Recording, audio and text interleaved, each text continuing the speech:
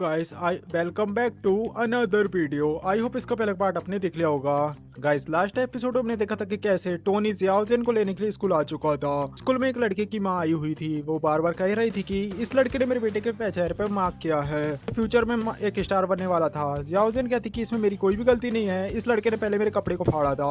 उस लड़के की माँ कहती है कि अगर तुम जैसी लड़की को बुली भी किया जाता है तो इसमें कौन सी दिक्कत की बात है। तभी यहाँ पर टोनी आगे बढ़ता है और उस लड़की की माँ को थप्पड़ जड़ देता है। थोड़े टाइम बाद तो उस लड़की का फादर आता है। वे दोनों कहते हैं कि डैड, इसने मुझे और माम को बुली किया है। वो आदमी छिड़ते हुए कहता है कि मैं किनसाओ के अंदर काम करता हूँ, जल्दी से घुटने में आकर मेरी वाइफ से माफी मांगो वरना तुम मेरे हाथों नहीं बचोगे। तभी टोनी किनसाओ को कॉल करता है और कहता है कि तुम्हारा जो एचआर मैनेजर है वो इससे कह रहा है कि मैं घुटने में आऊँ उसके सामने, उससे माफी मांगू। किनसाओ कहता है कि जरा एक सेकंड रुकिए, मैं अभी पता करता हूँ कि गधा है कौन। किनसाओ जो उस आदमी को कॉल करता है और कहता है तुम्हारी हिम्मत कैसे हुई मिस्टर टोनी टाटा को नाराज करने की, मैं तुम्हें कंपनी से बाहर निकालता हूँ। वो आदमी कह रहा है कि प्लीज ऐसा मत करिए, मेरी जिंदगी बर्बाद हो जाएगी। किनसाओ कहता है कि अगर तुम्हें काम करना है तो अफ्रीका वाली ब्रांच में तुम्हें करना होगा। कॉल कटने के बाद वो आदमी कहता है मैं नष्ट हो गया, बर्बाद हो गया, मैं कुछ भी नहीं कर पाऊंगा। तब इसकी वाइफ आगे बढ़ती है और कहती है आखिर क्या हुआ, तुम जमीन पर क्यों बैठे हुए हो। वो आदमी कहता है हमारे सामने जो खड़े हैं वो मिस्टर टाटा है। ये किनसाओ को बहुत अच्छे से जानते हैं, इनके केवल एक बार कहने पर किनसाओ ने मुझे काम से निकाल दिया। वो आदमी टोनी से माफी मांगता है और कहता है सर मुझे माफ कर दीजिए, मैं बिल्कुल गलत था। वो मिस्टर किनसाओ को कहिए मुझे काम से न निकाले वरना मेरी फैमिली कैसे रहेगी। टोनी टाटा उस आदमी को लात मारता है। टोनी कहता है ये तो काफी अच्छी बात है कि जियाओजेन को लेने के लिए मैं आया था, अगर मेरी जगह पर आंट लुई आती तो तुम मुझे बहुत ज्यादा बुली करते। तुम यहाँ से निकल जाओ और आपसे कसम खा आप इंसान की तरह रहना। घर जाते समय जियाओजेन कहती है कि मैं माँ को बताऊं कि आखिर आपने क्या किया। टोनी कहता है कि ये एक सीक्रेट है। जियाओजेन शर्माती है और कहती है हम दोनों के बीच भी ये एक सीक्रेट है। रात का समय हो चुका था। टोनी जो कि कंपनी में आया हुआ था सोच रहा होता है कि ये लड़की कितनी देर तक काम कर रही है, रीटा ये कितने ज्यादा हार्ड वर्किंग है। सारे लोग जा चुके हैं पर रीटा यहाँ पे काम कर रही है। इसे डर नहीं लगता कि इसके साथ कुछ खतरनाक हो सकता है। हम देखते हैं रिको जो कि काम करते हुए खाना खा रही होती है। तभी बिल पास में खड़ी हुई चेयर को लात मार देता है। डरते हुए रे कहती है आखिर यहाँ पर कौन है, भूत बनने की एक्टिंग मत करो, मुझे पता है यहाँ पर कोई ना कोई तो है। तभी टोनी उसे कमरे में बंद कर देता है। रे बिल को कॉल करती है और कहती है बिल मैं ऑफिस में हूँ, क्या तुम मुझे लेने के लिए आ सकते हो। टोनी कहता है मेरे पास अभी टाइम नहीं है, मैं अभी बाहर कुछ काम कर रहा हूँ। रे कहती है तुम्हें काम करने की कोई भी जरूरत नहीं है, मुझे लगा इस कंपनी में कोई आ गया है, मुझे बहुत ज्यादा डर लग रहा है, आ जाओ जल्दी। टोनी कहता है ठीक है मेरा वेट करो मैं आ रहा हूँ। टोनी जो कि गेट नॉक कर रहा था। रे कहती है आखिर तुम कौन हो, ये मत सोचो कि मैं डर गई हूँ, जल्दी मेरा बॉयफ्रेंड यहाँ पर आ रहा है और वो तुम्हें सबक सिखाएगा, तुम मेरी कंपनी से बाहर निकल जाओ। टोनी कहता है क्या तुम्हारा बॉयफ्रेंड यहाँ पर आ रहा है, ठीक है मुझे यहाँ से चलना चाहिए। तभी रे को लगता है कि अच्छा ये उसकी आवाज है। रीटा गेट खोलती है। वो कहती है मैं काफी देर डर गई थी, तुम यहाँ पर काफी टाइम लिए आ गए, वैसे मैंने अभी तुम्हें जस्ट कॉल किया था, तुम इतनी जल्दी कैसे पहुंच गए जहाँ पर। टोनी कहता है क्योंकि मैं ही तो बाहर कब से खड़ा था। रे टोनी को मारती है और कहते हैं तुम कितने कमीने हो, तुमने मुझे डरा दिया। टोनी कहता है कि मैं तुम्हें बता रहा था कि रात को अकेले बाहर काम करने में बहुत ज्यादा रिस्क होता है, इसलिए तुम्हें जल्दी घर आ जाना चाहिए। रे कहती है मैं तो बहुत ज्यादा डर गई थी, प्लीज कभी भी ऐसा मत करना। अच्छा तुम्हारे हाथ में क्या है। टोनी उससे कहता है कि दरअसल वर्ल्ड के बेस्ट एक प्राइस है, राइट्स है, मैंने एक छोटी सी दुकान से खरीदा है जहाँ से मैं काफी सालों से खाना खा रहा हूँ, मुझे उम्मीद है तुम्हें पसंद आएगा। टिफिन ओपन करते हुए रे कहती है ये तो काफी अच्छा महक रहा है। फ्राइड राइस को देखते हुए रे कहती है ये तो आंट लुई के फ्राइड राइस है। टोनी कहता है क्या तुम्हें पता है ये किसके हैं। रे उन्हें बताती कि ये मुझे कैसे पता नहीं होंगे, उनका फ्राइड राइस बहुत ज्यादा अच्छा है, वो काफी ज्यादा फेमस है। टोनी कहता है अगर ऐसी बात है तो इसे गरम गरम तुम खा लो। रे उससे कहती है तुमने मुझे डरा दिया था, इसके कारण तुम्हें पनिशमेंट के तौर पर तुम्हें अपने हाथों से खिलाना होगा। टोनी उसे कहता है कि यहाँ पर किसी को भी पता नहीं होगा कि इस कंपनी के प्रेसिडेंट मुझे इतना ज्यादा परेशान करती है। अब वो उसे खाना खिलाता है और कहता है मैं तुम्हें पहले खाना खिला दूं उसके बाद हम घर चलेंगे। रे सोचती है कि जो लड़के हैं वो नाइट क्लब में पार्टी के बारे में सोचते हैं पर टोनी मेरे लिए खाना पैक करवा के लाया है, सच में बहुत ज्यादा अच्छा है। तभी टोनी के हाथ फोन में किनसाओ को कॉल आता है। किनसाओ जो उससे कहता है कि तुमने मुझे जो काम करने के लिए कहा था वो मैंने कर दिया है, वैसे मेरे पास काफी सुंदर लड़की बैठी है, क्या तुम मेरे पास आ सकते हो थोड़े टाइम के लिए, ये लड़की काफी ज्यादा अच्छी है, तुम्हें काफी अच्छा लगेगा। टोनी उसे कहता है कि यहाँ पर साइड में रे बैठी है और मैंने फोन को लाउड स्पीकर में करके रखा था। टोनी उसे कहता है कि मैं तुम्हारे पास नहीं आने वाला क्योंकि मेरे पास जो लड़की बैठी हुई है वो तुम्हारी लड़की से बहुत ज्यादा खूबसूरत है। किनसाओ कहता है ऐसा तो हो ही नहीं सकता, मैं तभी विश्वास करूंगा तुम मुझे उनकी एक फोटो भेजोगे। टोनी उससे कहता है रे हमें एक फोटो खींचनी चाहिए। रे उससे कहता है कि आखिर तुम अचानक सेल्फी क्यों ले रहे हो। टोनी उससे कहता है कि मुझे किसी ने बोला है कि मैं उसके पास जाऊं क्योंकि उसके पास काफी खूबसूरत सी लड़की है, पर मैंने उसे साफ कह दिया कि तुम उससे भी ज्यादा खूबसूरत हो और मैं तुम्हारी फोटो भेजकर उन्हें दिखाना चाहता हूँ कि आखिर रियल ब्यूटी क्या होती है। टोनी वो उससे कहते हैं क्या मुझे मेकअप नहीं करना चाहिए, मेरी ड्रेस ठीक है। टोनी उससे कहता है कि तुम सोकर भी उठकर भी काफी अच्छी लगती हो। टोनी उससे कहता है थोड़ा पास में आ जाओ, मैं कोई भूत नहीं हूँ जो तुम मुझसे डर रही हो। अब यहाँ पर रे उससे कहती है कि मैंने आज तक किसी लड़की के साथ सेल्फी नहीं ली है, मुझे नहीं पता कि आखिर किस पोस्ट में सेल्फी ली जाती है। तभी उसे गोद में उठाकर गोद में बिठा लेता है और कहता है ये सबसे बेस्ट पोजीशन रहेगी। फिर टोनी उस फोटो को क्लिक करके किनसाओ को भेज देता है। किनसाओ कहता है आखिर तुम्हारे पास इतनी अच्छी लड़की कैसे आ गई। टोनी उससे कहता है कि तुमने मुझसे प्रॉमिस किया है, तुम्हें वो काम पूरा करना पड़ेगा। बाहर निकलते समय टोनी उससे कहता है तुम्हें ऑर्डर करने की कोई भी जरूरत नहीं है, इस बार मैं तुम्हें ऐसे ही घर छोड़ देता हूँ। रे उससे कहते हैं कि नहीं, मैं तुम्हारी लाइफ के एक्सपीरियंस लेने में तुम्हारी हेल्प करना चाहती हूँ। टोनी उससे कहता है क्या मैं ये बात मान सकता हूँ कि तुम एक इनिशिएटिव ले रही हो। तो री कहती है नहीं, मैं ऐसा कुछ नहीं कर रही हूँ, मैं तो बस सपोर्ट कर रही हूँ। टोनी उससे कहता है कि मुझे एक फाउंडेशन खोलनी है, आखिर मुझे कौन कौन से प्रोसेस को फॉलो करना चाहिए। रे उससे बोलती है कि फाउंडेशन खोलना एक बहुत बड़ी बात होती है, बहुत पावरफुल लोग भी ऐसा नहीं कर पाते और तुम यहाँ पर अकेले चैरिटी फाउंडेशन खोलना चाहते हो। टोनी उससे कहता है कि मेरे पास बहुत ज्यादा पैसा है, मुझे काम करने में अच्छा लग रहा है। रे उससे कहती है कि सच में तुम बहुत ज्यादा कमाल के हो। टोनी उससे कहता है कि तुमने भी शंघाई से जो घर लिए थे, तुमने उसे माइग्रेट वर्कर में काफी सस्ते किराए से दे दिया ताकि वो अच्छे से लाए, तुमसे मुझसे भी अच्छी हो। अब रे को वो अपने घर में ला लेता है। टोनी उससे कहता है कि कल मैं यानचेन जा रहा हूँ, अगर तुम फ्री हो तो तुम मेरे साथ चल सकती हो। रे उससे कहता है कि ये डिपेंड करता है कि कल मेरे पास टाइम है या नहीं, वैसे तुम अपना ध्यान रखना और गाड़ी अच्छे से चलाना। रे ने बिल को 5 स्टार रिव्यू दे दिया था। फिर इसके सामने आ जाती है ढोलक सोनपरी। वो कहती है मास्टर आपका टास्क कंप्लीट हो चुका है, आपको नया करियर मिलता है। तभी विल नया करियर को एक्सेप्ट करता है। टोनी करियर को एक्सेप्ट करता है, जहाँ पर ढोलक सोनपरी उसे बताता है कि जो नया करियर है वो एक यूनिवर्सिटी फिजिकल एजुकेशन टीचर का है। रिवार्ड के तौर पे आपको 500 मिलियन युआन मिलेंगे और आपको सेल्स विजिटम और एट्रीब्यूट इंक्रीज पोर्शन मिलता है। टोनी उससे कहता है कि मेरा नया काम फिजिकल टीचर का है जो काफी आसान है। टोनी उससे कहती है ढोलक सोनपुरी उससे कहती है मास्टर अगर आप ये पोर्शन पी लेते तो आप स्पोर्ट्स से लेकर एजुकेशन में काफी तेज हो जाएंगे। टोनी उससे कहता है मुझे एजुकेशन का क्या करना है, मुझे मैथ्स नहीं पढ़ानी है। अब यहाँ पर ढोलक सोनपुरी उसे कहता है कि इस विजडम को आप पी लीजिए, इसमें वर्ल्ड के सबसे टॉप स्कॉलर का विजडम है जो कि आपको हेल्प करेगा अपने टीचर को काम को संभालने के लिए। टोनी उसे कहता है कि मैं फिजिकल एजुकेशन टीचर हूँ, आखिर मुझे इतने विजडम की क्या जरूरत है, इसे पीने से मैं काफी ज्यादा स्मार्ट हो जाऊंगा। अब टोनी जैसे ही उसे पीता है, अब यहाँ पर ढोलक सोनपरी उससे कहता है आपका नया करियर स्टार्ट हो जाता है। टोनी की बॉडी में बहुत ज्यादा नॉलेज आ जाती है। टोनी कहता है मुझे काफी अच्छा फील हो रहा है। अब यहाँ पर सोनपरी कहती है मास्टर आपने देखा ना, आपकी फिजिकल फिटनेस काफी चेंज हो रही है, ये एट्रीब्यूट इंक्रीज पोर्शन के कारण हो रहा है, आप अपनी बॉडी को देखते हुए। टोनी कहता है मेरी बॉडी तो काफी अच्छी हो चुकी है और तो और मुझे अब काफी अच्छा लगेगा। अब टोनी अपने घर में आ चुका था। टोनी कहता है मेरा पहला करियर कंप्लीट हो चुका है। हम देखते हैं मैनेजर जू को जिसने टोनी को कॉल किया था। मैनेजर जू कहते हैं कि ने special edition Johnny Sins Lamborghini car के इंजीनियर से बात कर ली है। वो कह रहा है कि ठीक है मैं कार को बटलर के साथ में भेज दूंगा। अभी उसे रे का कॉल आता है जो उसे कहती है मैं तुम्हारे साथ नहीं चल सकती, मैसेज करती है वो, लेकिन मैंने तुम्हारी कल की फ्लाइट बुक कर दी है, वैसे तुम कॉल से ऑर्फनेज में रहने वाले हो। टोनी उससे कहते हैं कि मेरे ऑर्फनेज का नाम है ब्लू स्काई ऑर्फनेज, तुम इससे ये बात क्यों पूछ रही हो। रे उससे कहती है कोई बात नहीं है, बस तुम बाकी लड़कियों से दूर ही रहना।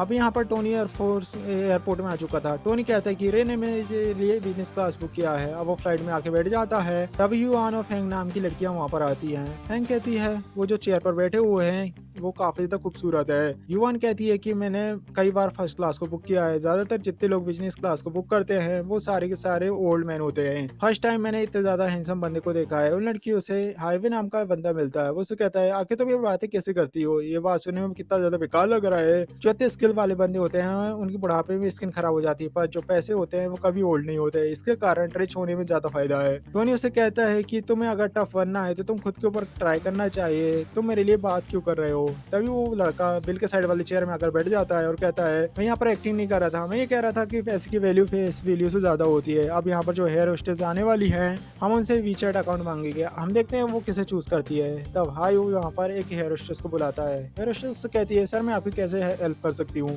हाई उससे कहते हैं कि मुझे और मेरे दोस्त दोनों को ही तुम्हारा वीचैट अकाउंट चाहिए, तुम हम दोनों में से किसी एक को ही वीचैट अकाउंट दे सकते हो। हेयर होस्टेस सोचती है मैंने सुना है जो मेरी फैमिली के बंदे होते हैं वो फर्स्ट क्लास में ट्रेवल करते हैं, ये मुझसे मेरा वीचैट अकाउंट मांग रहा है, मुझे लगता है कि मेरा दिन बहुत ज्यादा अच्छा है। हॉस्टेस उससे कहती है सर मुझे माफ करिएगा, पर रूल के हिसाब से हम किसी को भी अपना वी चैट अकाउंट नहीं दे सकते। हाई उससे कहता है कि तुम्हारी लाइन का ये भी रूल है ना, तुम किसी भी पैसेंजर को किसी चीज के लिए मना नहीं कर सकते। इतना कहकर वो एयर होस्टेस को अपनी वॉच दिखाता है और एयर होस्टेस जो कि टोनी को दिखती है, उसके पास Rolls Royce special edition watch थी। उसे देखते हुए कहती कि ये तो वॉच $10 मिलियन की ना। वो टोनी को कहती है सर आपका वीचैट अकाउंट कौन सा है, आप मुझे ऐड कर लीजिए। टोनी कहता है एक सेकंड रुको, मैं तुम्हें ऐड कर रहा हूँ। अब फैन हंसता है और कहती है तुम्हारी जो थ्योरी थी वो बिल्कुल भी काम नहीं कर रही है। हायू कहता है ये कैसे पॉसिबल है। यहाँ पर टोनी कहता है हार मान लो भाई। हायू जो कि एयर होस्टेस कहता है कि क्या तुम यहाँ पर नहीं हो। एयर होस्टेस कहती है कि आज ही मेरा फर्स्ट क्लास में ट्रांसफर हुआ है। हायू से कहता है कि अब मैं समझा कि मैं क्यों हारा। अब अगर यहाँ पर कोई भी एक्सपीरियंस वाली आई होती तो वो मुझे ही चूज कर दी। टोनी कहता है कि तुम पहले तो हार चुके हो और अब यहाँ पर अपनी इंसर्ट करवा रहे हो।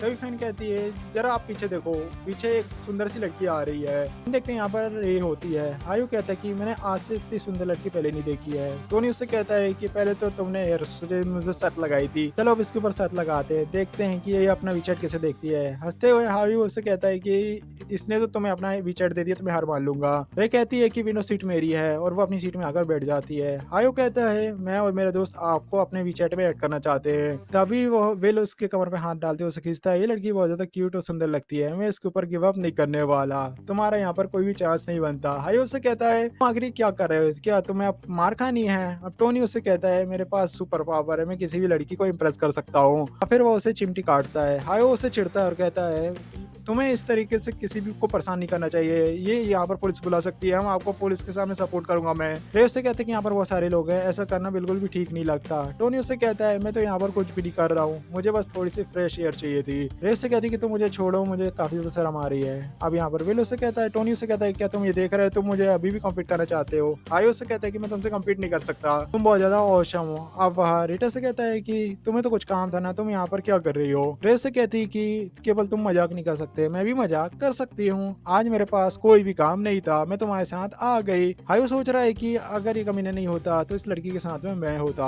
अब तभी फैंग कहती है वो लड़का कितना ज्यादा स्मार्ट लग रहा है ना, क्या मैं उसका वीचैट मांग लूं। हायू से कहता है कि वो कितना ज्यादा कचरा लड़का है। अब विल चिढ़ता है, उससे कहता है टोनी से तुमने कचरा कैसे बोला। हायू से कहता है कि तुम उस लड़की को भी नहीं जानते, तुम आखिर किसी के कमरे पर हाथ रखते हो, क्या तुम्हें बेकार इंसान भी ना बोलूं। अब रे को पकड़ता है और कहता है इसे हम लव एट फर्स्ट साइट बोलते हैं, अगर हम यहाँ पर शादी भी कर रहे हैं तो तुम्हें इससे क्या फर्क पड़ता है। रे उससे बोलती है अपना हाथ हटाओ, तुम प्लेन में आने के बाद मेरा एडवांटेज ले रहे हो। टोनी उससे कहता है कि तुम सोते हो तो ये बात नहीं कहती। अब वो उसे वापस से चिट्ठी काटती है और उससे कहती है मैं बाथरूम जा रही हूँ, मेरे कपड़े खराब हो चुके हैं। टोनी उससे कहता है मुझे माफ करना, अब मैं यहाँ पर जेंटल रहूंगा। अब टोनी जो ब्लू स्काई ऑफलाइन में आ चुका था। रे उससे बोलती है वैसे यहाँ की जो जमीन की कीमत है वो ज्यादा हाई नहीं है, पर ये जगह बहुत ज्यादा बड़ी है, इसकी कीमत कम से कम $10 मिलियन तो होगी ही। टोनी उससे कहता है कि जो बैंक की मदर वो काफी ज्यादा स्पूटेड इंसान है, वो एक अमीर वुमन की लाइफ जी सकती थी, पर वहाँ पर वे हमेशा छोटे से कपड़े पहन कर रहे हैं। अपनी पूरी लाइफ उन्होंने अनाथ बच्चों को सेक्रीफाइस कर दिया जो बच्चे अंदर खेल रहे हैं। वह टोनी को देखते हुए कहते हैं ये तो बिग ब्रदर टोनी है ना। अब रे कहती है कि मैंने सारे बच्चों के लिए गिफ्ट लेकर आई हूँ। अब रे उन सभी को गिफ्ट देती है। तभी हम देखते हैं वहाँ पर एक आंट आती है जो कहती है टोनी अगर तुम यहाँ पर आए हो तो तुमने मुझे क्यों नहीं बताया, मैं तुम्हारे लिए खाना बना देती। अब टोनी यहाँ पर कहता है कि मुझे आप लोगों को सरप्राइज करना था, जिस कारण मैं यहाँ पर आया हूँ। आंट कहती है कि तुमने मुझे यहाँ पर काफी ज्यादा सरप्राइज कर दिया, मैंने तुमसे कहा था शादी करने के लिए, पर तुम अपने साथ एक लड़की को ला लीजिए, क्या ये तुम्हारी गर्लफ्रेंड है, मैं तुम्हारे लिए काफी ज्यादा खुश हूँ। रे उनसे कहती है अंकल आंट मेरा नाम री है। उनसे कहते हैं तुम दिखने में बहुत ज्यादा खूबसूरत हो, आज से हम फैमिली हैं और अगली बार तुम्हें यहाँ पर कुछ भी लाने की जरूरत नहीं है। आंट कहती है एल्डर आओ जाओ इन सारे बच्चों के गिफ्ट को इनके कमरे में रख दो। अंकल जाओ कहते हैं ये तो कितनी अच्छी बात है ना, निंजू जो कि अपने बॉयफ्रेंड को लेकर आई हुई है। आंट कहती है चलो चरखा देखते हैं, ये तो कितना कोइंसिडेंट है ना, आज हमारे दोनों बच्चे अपने गर्लफ्रेंड और बॉयफ्रेंड को लेकर आए हैं। रे कहती है ये लिंजुई कौन है। यहाँ पर टोनी टाटा कहता है कि इसका पूरा नाम है वुई निंगुई, ये मेरे साथ में ये ऑफलाइन से बाहर गई थी, पर वो यानचिन कॉलेज में गई और मैं झंगई आ गया, चलो चलकर हम उसके बॉयफ्रेंड को देखते हैं। हम देखते हैं निंगुई उसके बॉयफ्रेंड को। निंगुई सारे बच्चों से कहती है मैं तुम सबके लिए काफी अच्छा खाना लेकर आई हूँ। वहीं थोड़े बच्चे जो निंगुई के बॉयफ्रेंड की कार से खेल रहे थे, निंगुई का बॉयफ्रेंड कहता है ये मेरी काफी इंपॉर्टेंट कार है, तुम इसे मत छुओ, अगर ये गंदी हो गई तो मुझे वापस पेंट करवाना होगा। निंगुई उससे कहती है आप भी वापस आ गए ब्रदर, क्या आपकी एक गर्लफ्रेंड है, मुझे इनसे इंट्रोड्यूस कराई है। रे उससे कहती है बिल हमेशा तुम्हारे बारे में बात किया करता था, आज मैं फाइनली तुमसे मिल ली। निंगुई उससे कहते हैं सिस्टर आप काफी ज्यादा क्यूट लगते हो, मैं अपने भाई के लिए बहुत ज्यादा खुश हूँ। तभी निंगुई का बॉयफ्रेंड रिटा की तरफ हाथ बढ़ाता है और कहता है मैं हूँ निंगुई का बॉयफ्रेंड, मेरा नाम है वांगटा। टाओ। और तभी टोनी उसका हाथ हटाता है और कहता है हम कोई बाहर के लोग नहीं है, हमारे साथ इतना ज्यादा फॉर्मूला होने की जरूरत नहीं है। वांग टाओ कहता है कि आखिर इस लड़की के ऊपर इसे इतनी अच्छी लड़की कैसे मिल गई। वांग टाओ कहता है कि मैं ऑर्फेज में $1,01 का ऑर्फनेज कर रहा हूँ, डोनेट करता हूँ। आंट कहती है कि तुम्हें इसकी करने की जरूरत नहीं, जो सामान तुमने लाया है इससे ज्यादा तुम्हें कुछ करने की जरूरत नहीं है। फिर टोनी कहता है कि आंटी डोनेशन छोटी या बड़ी तुम आपको एक्सेप्ट करना चाहिए। वांग टाओ कहता है कि अगर ये एक छोटी सी डोनेशन कह रहे हैं तो मुझे लगता है कि आपने जगह में ज्यादा पैसे कमा लिए हैं, अगर आप कोई डोनेट क्यों नहीं करते। टोनी टाटा कहता है चलो ठीक है मैं 100 मिलियन युआन डोनेट कर देता हूँ। वांग टाओ कहता है क्या 100 मिलियन युआन आप डोनेट कर रहे हैं, प्लीज मजाक मत करिए, आप इन लोगों को दिन में सपने दिखा रहे हैं। आंट टोनी से कहता है कि तुम काफी दूर कर सफर करके आए हो, ये फालतू बात करने की तुम्हें जरूरत नहीं है, चलो चलकर थोड़ा खाना खा लेते हैं। वांग टाओ कहता है कि अगर तुम एक सोलर ड्राइवर होकर इतना अमाउंट पे कर सकते हो तो मैं इसे 10 गुना अमाउंट पे करूंगा। तभी टोनी एक लड़के को कॉल करता है और कहता है मैं तुम्हें एक कार्ड भेज रहा हूँ, उसके ऊपर तुम्हें 100 मिलियन युआन डोनेट करना है। तभी आंट को एक मैसेज आता है, वो हैरान हो जाती है और कहती है 100 मिलियन आ चुके हैं। वांग टाओ चिढ़ता है और कहता है ये तो एक इम्पॉसिबल है, आखिर ड्राइवर के पास इतना ज्यादा पैसे कैसे आ सकता है। अब जैसे वो मैसेज देखता है तो उसे पता चलता है सच में 100 मिलियन युआन आ चुके थे। टोनी टाटा कहता है मैंने जो कहा वो मैंने कर दिखाया।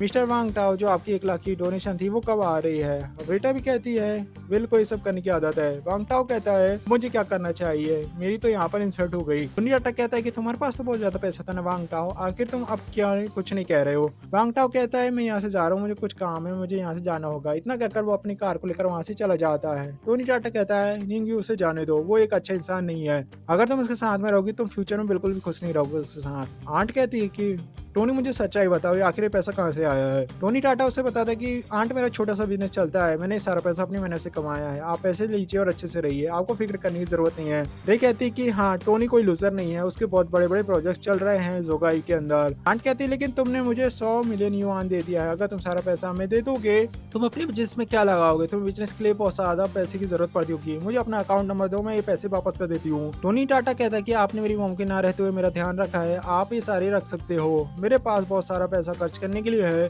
मैं अब काफी ज्यादा कैपेबल हो चुका हूँ, चलो हम खाना खाते हैं। फिर वे लोग अंदर आ जाते हैं और खाना खाना शुरू कर देते हैं। रे कहती है क्या टोनी तुम्हारे पास सच में कोई काम है, हम अपनी कंपनी यांचन ब्रांच को विजिट करना चाहती हूँ क्योंकि हमारे अकाउंट में कोई दिक्कत चल रही है, अगर तुम्हारे पास कोई काम ना हो तो तुम मेरे साथ चल सकते हो। टोनी टाटा कहता है कि अगर अकाउंट में कोई दिक्कत चल रही है तो तुम्हें कुछ भी पता नहीं चलेगा, तुम्हारे जाने से पहले ही वो सारी डिटेल को मिटा देंगे। रे उससे कहती है कि तुम्हें फिक्र करने की जरूरत नहीं है, मैंने किसी को भी नहीं बताया कि मैं यांचन आई हूँ। अब टोनी टाटा उससे कहता है कि आंट हम खाना खाने के बाद बाहर जा रहे हैं। तभी रे कहती है कि मुझे बाहर जाने से पहले चेंज करना है। फिर भी लोग बाथरूम में आ गए थे, जहाँ पर रे कहती है टोनी मेरा चेन अटक गया है, प्लीज मेरी हेल्प कर दो उसे बंद करने में। टोनी उससे कहता है कि क्या तुम बिना जिप वाले कपड़े नहीं पहन सकती। रे उससे कहती है कि बाकी लड़की को जिप बंद करना बहुत ज्यादा पसंद होता है, तुम पहले लड़के ऐसे हो जो ये कंप्लेन करते हो।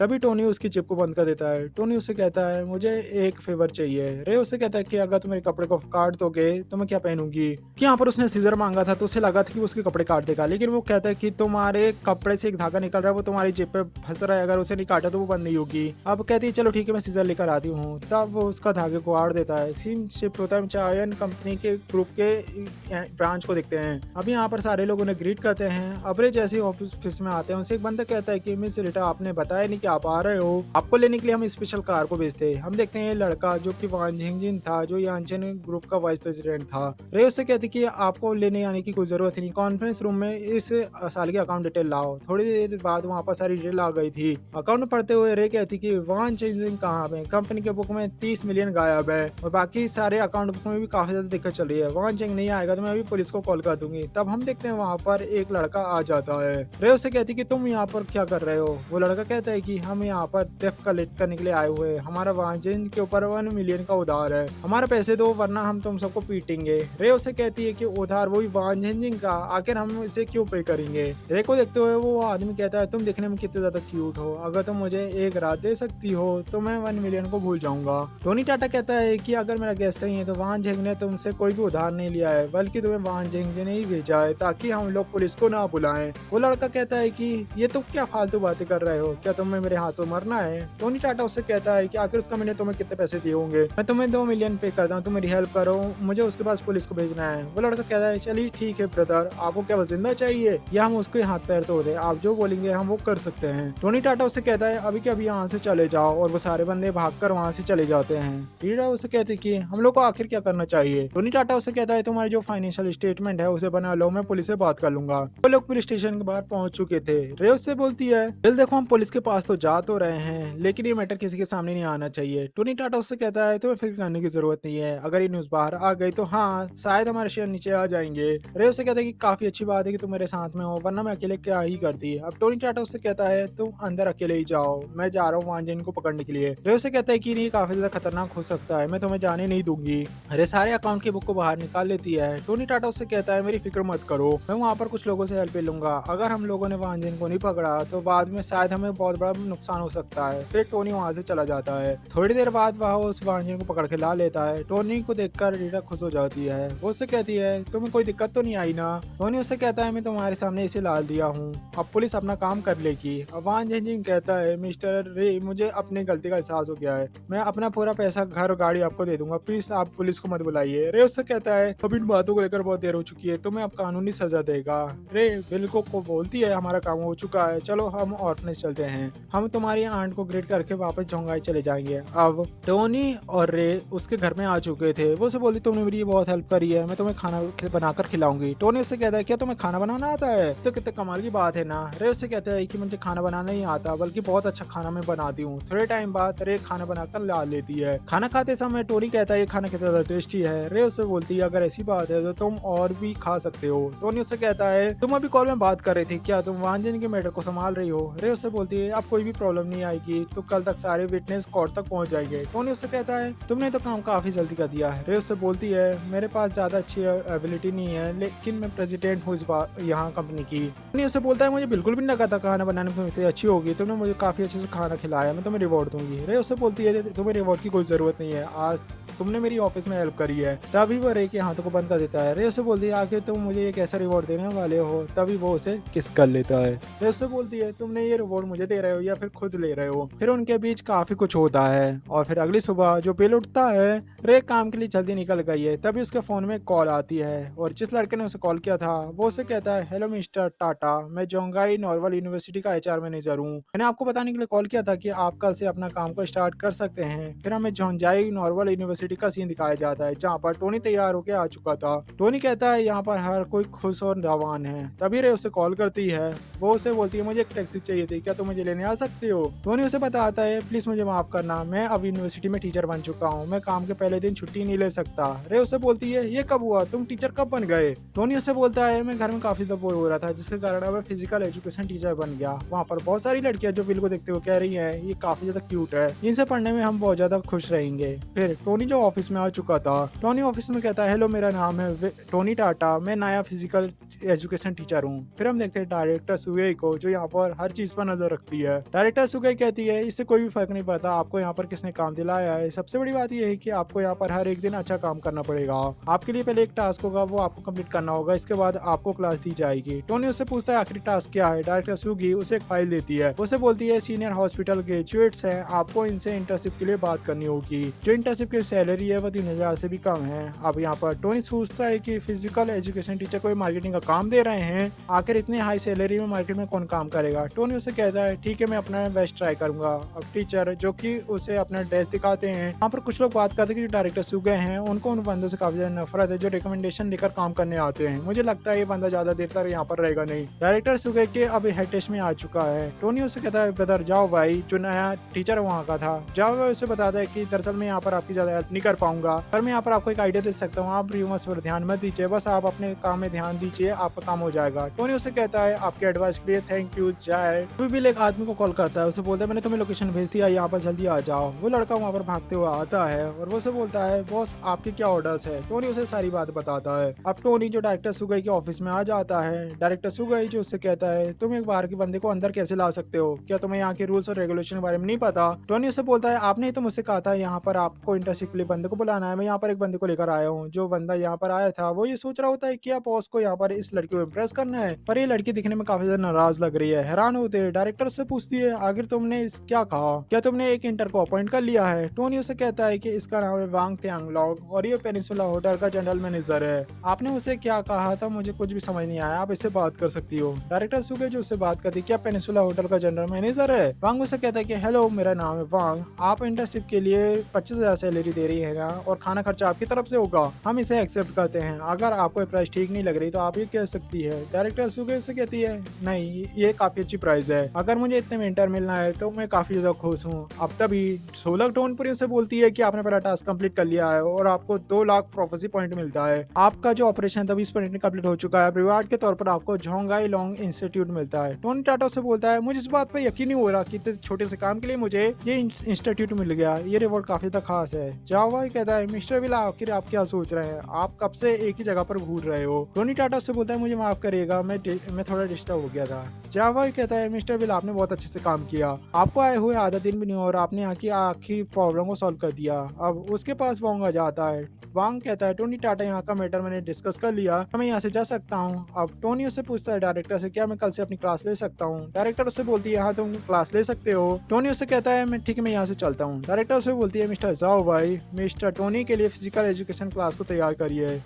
जाओ भाई कहता है क्योंकि जो फिजिकल एजुकेशन क्लास की जो अटेंडेंस बहुत ही परसेंटेज भी कम है, अगर अटेंडेंस 95% से कम होती है तो आप इनकी सैलरी काट देंगे। डायरेक्टर सुगी कहती है फिजिकल एजुकेशन टीचर ये है, अगर इस क्लास में कुछ भी होता तो जिम्मेदारी इसी की होगी, जो मैनेजर तुमसे कहा है वो तुम जल्दी करो। फिर हमें दिखाया जाता है टोनी जो कि वांगे टर्मिनल में आ चुका था, उसके पास एक कार गुजरती है। ड्राइवर कहता है मेरी कार से थोड़ा दूर हटो। टोनी सोचता है मैं तो बच गया, मेरी जान चली जाती। टोनी कहता है मुझे तुम्हारी कार को छूने का कोई शौक नहीं है, मैं बस क्रॉस कर रहा था। तभी उस कार से जू क्यान नाम की एक लड़की उतरती है। यान कन कहती है मेरी कार की कीमत 1 मिलियन से भी ज्यादा है, अगर तुम इसे छूते भी हो तो तुम्हारी औकात से बाहर है। अब टोनी उससे कहता है कि अभी अभी मेरा एक्सीडेंट होते होते बचा, जितना एटीट्यूड तुम अपनी छोटी सी कार पर मुझे दिखा रही हो, मुझे तो अपनी लैम्बोर्गिनी पर भी मैं इतना नहीं देता। क्या तुम्हारे पास स्पेशल एडिशन लैम्बोर्गिनी है? तुम सपने मत देखो। टोनी कहता है आजकल मेरी बातों पर कोई भी यकीन क्यों नहीं करता। फिर हमें दिखाया जाता है मीटिंग रूम का सीन। यान को देखते हुए लड़का कहता है यान गैन तुम्हें आखिर आने में देर क्यों हो गई? वो तो अच्छी बात है मिस्टर टाटा यहाँ पर आए नहीं है। यान कैन कहती है कि पार्क में मुझे एक लड़का मिल गया था जिसके कारण मैं लेट हो गई। सो गाइस इस वीडियो में बस इतना ही। आई होप वीडियो आपको अच्छा लगा हो। नेक्स्ट पार्ट इसका स्क्रीन में शो हो रहा, जिस पर क्लिक करके आप उसे देख सकते हो। मिलते हैं नेक्स्ट वीडियो में, तब तक के लिए बाय।